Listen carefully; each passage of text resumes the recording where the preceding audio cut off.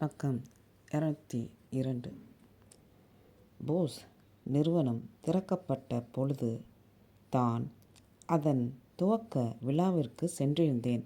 இதில் அக்கறை கொண்ட நூற்றுக்கணக்கான மக்கள் அந்த கட்டிடத்தை சுற்றி பார்த்தார்கள்.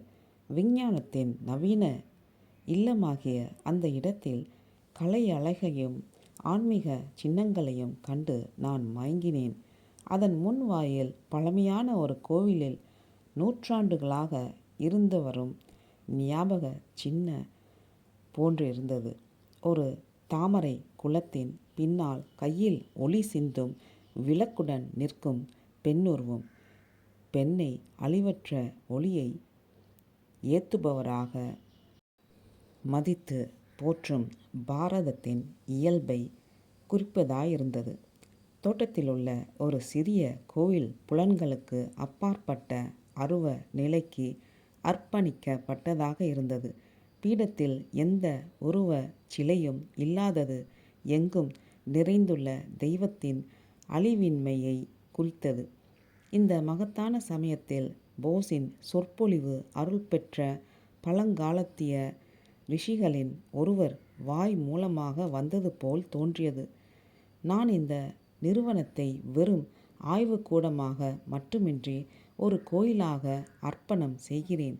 மக்கள் குழுமியிருந்த அந்த சபையின் மீது அவருடைய வணக்கமான கம்பீரம் கண்ணுக்கு புலப்படாத ஒரு மேற்போர்வையை போல் கவிந்திருந்தது. நான் ஆராய்ச்சியை மேற்கொள்கையில் இயற்பியல் மற்றும் உடற்கூறு இயல் ஆகியவற்றின் எல்லைக்கு என்னை அறியாமல் இட்டு செல்லப்பட்டேன். உயிருள்ளவைகளுக்கும் உயிரற்றவைகளுக்கும் இடையே எல்லைக்கோடுகள் மறைவதையும் தொடர்பு புள்ளிகள் தென்படுவதையும் நான் மிகுந்த வியப்புடன் கண்டேன்.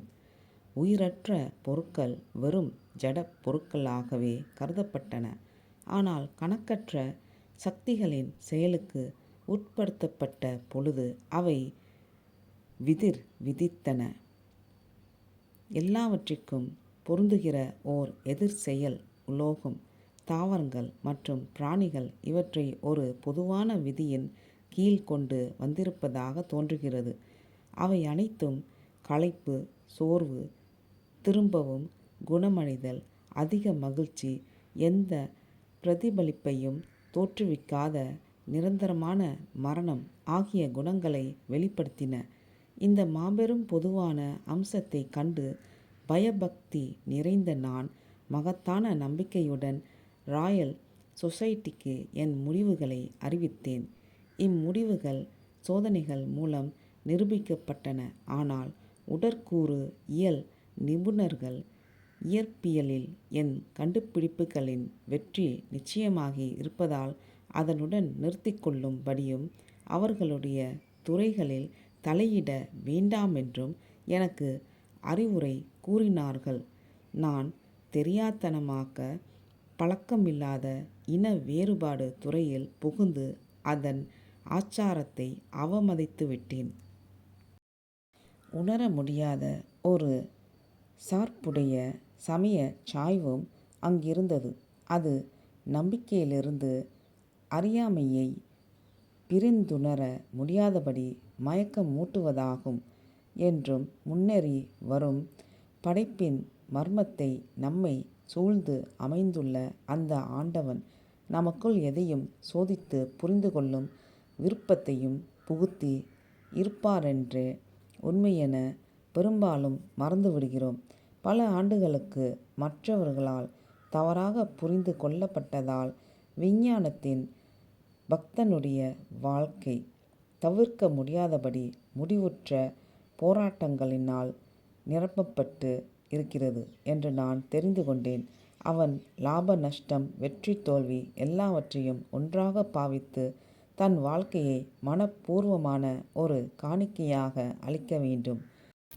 காலக்கிரமத்தின் உலகத்தில் முன்னோடியாக விளங்கும் விஞ்ஞான சங்கங்கள் என் கோட்பாடுகளையும் முடிவுகளையும் ஒப்புக்கொண்டு விஞ்ஞானத்திற்கு பாரதத்தினுடைய பங்கின் முக்கியத்துவத்தை அங்கீகரித்தன. சிறிய அல்லது வரையறைக்குட்பட்ட ஏதாவது பாரதத்தின் மனதை என்றாவது திருப்திப்படுத்த முடியுமா? இந்த நாடு ஒரு தொடர்ச்சியான உயிருள்ள பாரம்பரியத்தின் மூலமாகவும் புத்துணர்ச்சி அளிக்கும் உயிராற்றலாலும் கணக்கற்ற மாற்றங்களினூடேயும் தன்னை திரும்பவும் சரி செய்து கொண்டு வந்திருக்கிறது. இந்தியர்கள் உடனுக்குடன் கிடைக்கக்கூடிய கவர்ச்சியான பரிசுகளை நிராகரித்து செயலற்ற தியாகத்தின் மூலமாக அல்லாமல் செயலுடனான போராட்டங்களின் மூலமாகவே வாழ்க்கையில் உயர்ந்த குறிக்கோள்களை அடைவதை நாடி இருக்கிறார்கள். போராட்டத்தை மறுக்கும் ஒரு பலவீனன் எதையும் சாதிக்காததுடன் தியாகம் செய்யவும் எதுவும் இல்லாதவன் முயற்சி செய்து வென்றவனாலேயே அவனுடைய வெற்றிகரமான அனுபவத்தின் பலன்களை அளிப்பதன் மூலம் உலகத்தை மேன்மையடைய செய்ய முடியும். பொருளின் எதிர்வினை பற்றியும் தாவர வாழ்வின் எதிர்பாராத வெளிப்பாடுகளை பற்றியும் போஸ் ஆய்வுக்கூடத்தில் ஏற்கனவே செய்யப்பட்ட பணி இயற்பியல், உடற்கூறு, மருத்துவம், விவசாயம், மேலும் உளவியலிலும் கூட விரிவான ஆராய்ச்சிகளுக்கு வழிவகுத்துள்ளது. இது வரையிலும் விடை காண முடியாதவை என்று ஒதுக்கப்பட்ட சிக்கல்களை கூட சோதனை மூலம் ஆராய்ந்து பார்க்கலாம் என்ற நிலை ஏற்பட்டுள்ளது. ஆனால் உயர்தரமான வெற்றிகளை கண்டிப்பான விதிமுறைகளின்றி அடைய முடியாது. ஆதலால் நான் திட்டமிட்டு செய்த அதி உணர்வு நுட்பங்களையுடைய மின்கல கருவிகளும் மற்ற கருவிகளும் நுழைவு கூடத்தில் பெட்டியில் உங்கள் முன்னே வைக்கப்பட்டிருக்கின்றன. ஏமாற்றும் வெளி தோற்றங்களை புறக்கணித்துவிட்டு காணப்படாது கிடக்கும் உண்மையை கண்டறிய மேற்கொள்ளப்பட்ட நெடுங்கால முயற்சிகளை அவை எடுத்துக்காட்டும். அத்தகைய முயற்சிகள் விடாமுயற்சியுடன் கூடிய அயராத உழைப்பினாலும் சமாளிக்கும் திறனாலும் மனித வரம்பை வெல்ல தக்கவனாகின்றன. படைப்பாற்றலுடன் செயல்படும் எல்லா விஞ்ஞானிகளுக்கும் உண்மையான ஆய்வுக்கூடம் மனம்தான் என்பதும், அங்கேதான் பொய்த்து தோற்றத்தின் பின்னே உள்ள உண்மை விதிகளை கண்டறியலாம் என்பதும் தெரியும். இங்கு நிகழ்த்தப்பெறும் சொற்பொழிவுகள் ஏற்கனவே கூறப்பட்ட கருத்துக்களை திரும்பத் திரும்ப கூறுபவை அல்ல. இந்த கூடங்களில் முதலில் நிரூபிக்கப்பட்ட புது கண்டுபிடிப்புகள் அவை அறிவிக்கும். இங்கிருந்து முறையாக வெளிவரும் வெளியீடுகள் மூலமாக இந்த நிறுவனத்தின் கண்டுபிடிப்புகள் உலக நாடுகளுக்கு பாரதத்தின் கொடையாக எங்கும் பரவும். அவை பொது சொத்தாக இருக்கும். தனி சொத்து என்பதற்கான அங்கீகாரங்கள் கேட்கப்பட போவதில்லை.